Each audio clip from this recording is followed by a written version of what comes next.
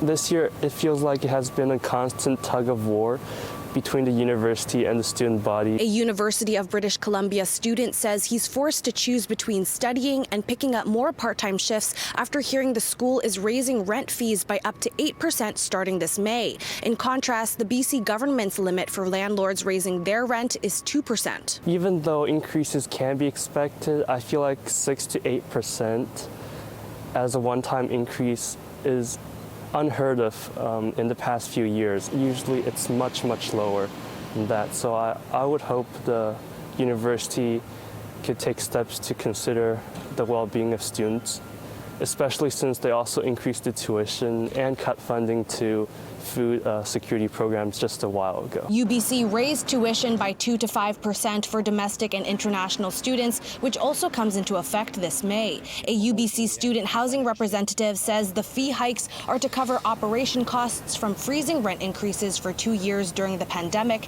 and inflation. Labor increases, supplies and materials, services that we need to manage our residents, all those costs are going up, and our sole source of revenue to cover those is through the rents that we charge students. Parr says the costs depend on the age and condition of the rental units, and the school's objective was to keep rent as affordable as possible. It's not the only school charging more. This week, the University of Calgary Board of Governors just voted to increase domestic tuition by 5.5% for all students. And we've seen these increases in other areas as well, specifically the University of Alberta, Western University, at UBC, like you mentioned, and also at the University of Toronto.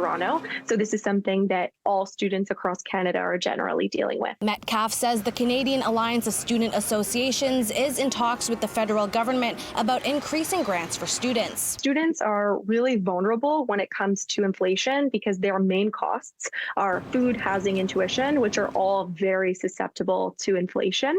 And students don't work full-time. They work part-time during the summer, and they might work full-time during the summer as well. Sway says he will either have to take more shifts or find a cheaper place to live before the next school year starts. But he wishes he had more support from UBC. I feel like we should be on the same team because when the students do well mentally, financially, and in their programs, I feel like the university also benefits. In Vancouver, Sarah Chu, City News.